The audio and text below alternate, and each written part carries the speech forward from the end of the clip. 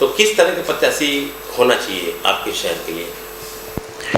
प्रत्याशी ऐसा होना चाहिए जिससे हम जब चाहें मिल सकें और वह भी कभी कभी हम लोगों से मिल सके, हमारी समस्याओं को सुन सके। और पिछला रिकॉर्ड देखना चाहिए हर वोटर को, जितने मतदाता हैं उन्हें अपना पिछला रिकॉर्ड देखना चाहिए कि किससे हम मिल पा रहे हैं, किससे नहीं मिल पा रहे हैं, और कौन हमसे मिला था, कौन एकदम से नहीं मिला था। इसको देखते हुए वो अपने मत का प्रयोग करें, अपना मत दें। हम ये नहीं कहते कि आप इस पार्टी को दीजिए, उस पार्टी को दीजिए, ये बहुत अच्छे हैं, वो बहुत ख़राब हैं। सब लोग अच्छे हैं, लेकिन आप अपने से जांच परख के देख लीजिए। कहा गया है कि बुरा जो देखन मैं चला, बुरा न मिलिया कोई, अपना अंत टटोलिए मुझसा बुरा न कोई। तो इतने दिन का आपका अनुभव है, ये तो है नहीं कि आज एक विधानसभा है, आज चुनाव है, इससे पहले चुनाव नहीं हुआ, बहुत सा चुनाव हुआ है, बहुत से प्रत्याशी जीत करके हमारे सामने आए हैं और बहुत लोग जीते हैं। लेकिन जो प्रत्याशी आपका काम कर सके, आपके समझ में आता हो कि आपके काबिल है और जिससे आप मिल सकते हों, जो आपकी समस्याओं को दूर कर सकता हो, उसको आप अपना बहुमूल्य वोट दीजिए।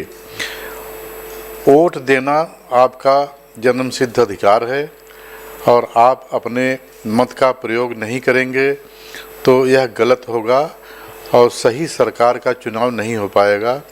इसलिए मेरी राय है कि आप अपना वोट जरूर दें और अपने मन को सोचते हुए किसी के बहकावे में न आए।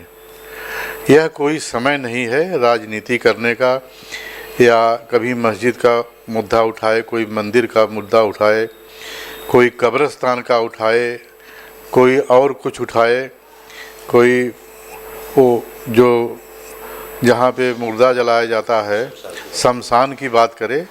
तो एक इस समय कहना गलत है।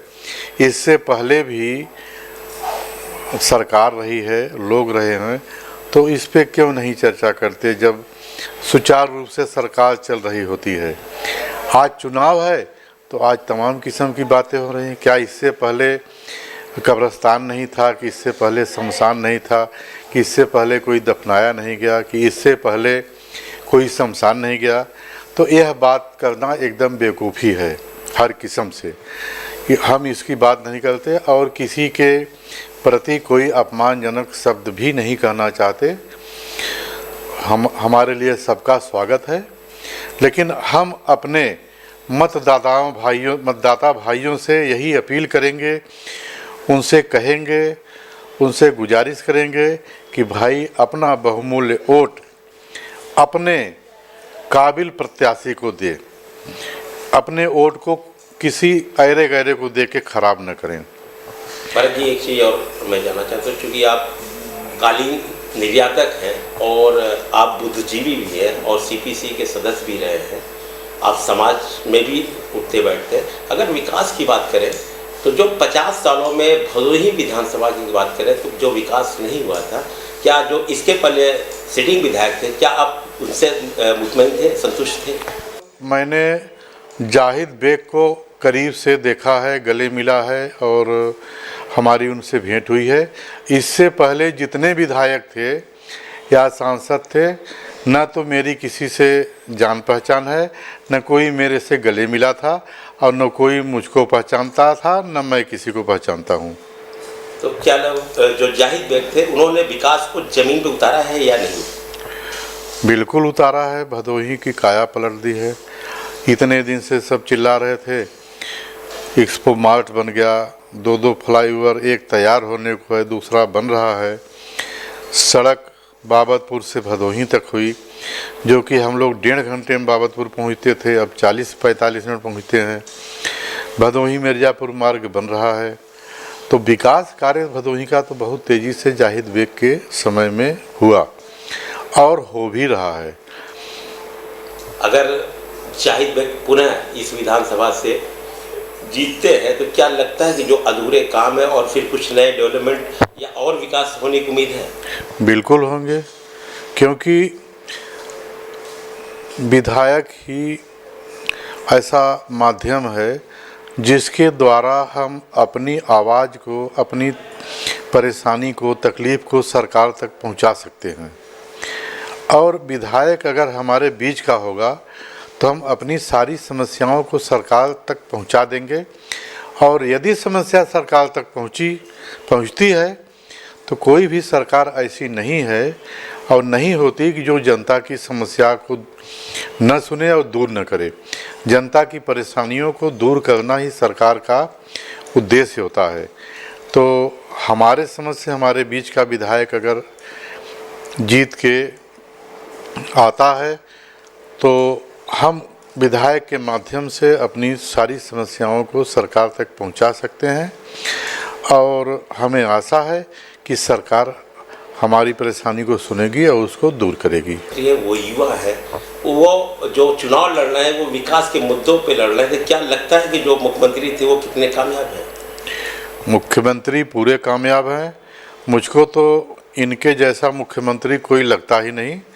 क्या प्रेम से बोलते हैं और एकदम शांत स्वभाव के हैं, सबकी समस्याओं को सुनते हैं और उसका निराकरण करते हैं, मतलब उसको दूर करते हैं।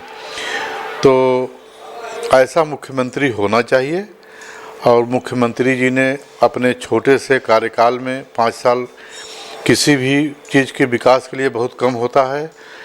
5 साल तो छोटा सा कार्यकाल है, लेकिन अपने छोटे से कार्यकाल में उन्होंने भदोही का बहुत बड़ा विकास किया है। उसके अलावा प्रदेश का भी विकास किया है, हर जगह विकास का कार्य हुआ है। अब कहने वाले कहते हैं कि नहीं होगा, नहीं ये हुआ न वो हुआ, लेकिन मेरे विचार से तो हर जगह काम हुआ है अखिलेश सरकार में।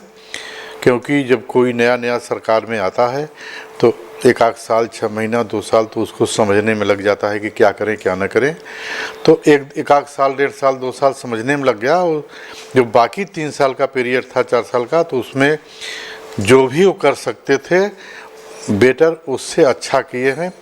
जितना लोगों ने उम्मीद नहीं किया था उससे ज़्यादा विकास हुआ है। तो विकास कार्य के बारे में ऐसा न सोचिए कि विकास नहीं हुआ है, विकास बहुत हुआ है।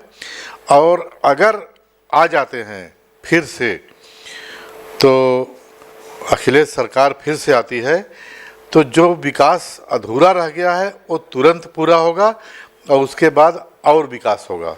क्या लगता है प्रदेश में किसकी सरकार बनेगी? अखिलेश की सरकार बनेगी। ये आपकी सोच है कि अखिलेश की सरकार बनेगी? नहीं, मेरी सोच है और मेरी शुभकामना है और मेरा विचार है कि इन्हीं की सरकार बनेगी। एक मतदाता की अगर बात करें तो आज जात के नाम पे, धर्म के नाम पे आदमी वोट करता है। क्या उसको किस तरह से वोट करना चाहिए, किस आधार पर वोट करना चाहिए, मुद्दा क्या होना चाहिए?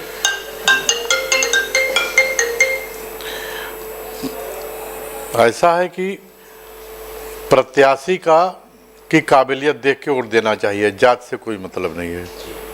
क्या अपील करना चाहते हैं आप? हम सबसे अपील करेंगे कि अपने प्रत्याशी की काबिलियत देखते हुए और जो मैंने पीछे बातें कही हैं जिससे आप मिल सकें, जिससे अपनी समस्याओं को कह सकें और जो आपकी समस्याओं को सुने, आप जब चाहते हो तो मिल ले, आपका टेलीफोन अटेंड कर ले, उसी को वोट दें। जो प्रत्याशी कभी न मिला हो और आज आकर के सोचता हो कि हम वोट ले लेंगे, पैर पकड़ता हो, उसको भगा दीजिए। क्योंकि जो कभी नहीं भेंट हुआ जिससे वो आज वोट मांगने आया है तो कल कुछ नहीं करेगा। वह आपके बहुमूल्य वोट का उपयोग करके विधायक बन जाएगा और फिर भाग जाएगा, सारे पैसे खा जाएगा।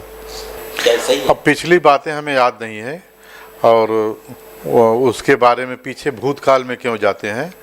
भूत हमेशा परेशान करते हैं, तो भूतकाल में मत जाइए और भूत को मत बुलाइए। वर्तमान काल में रहिए और वर्तमान को जिताइए। बहुत बहुत धन्यवाद।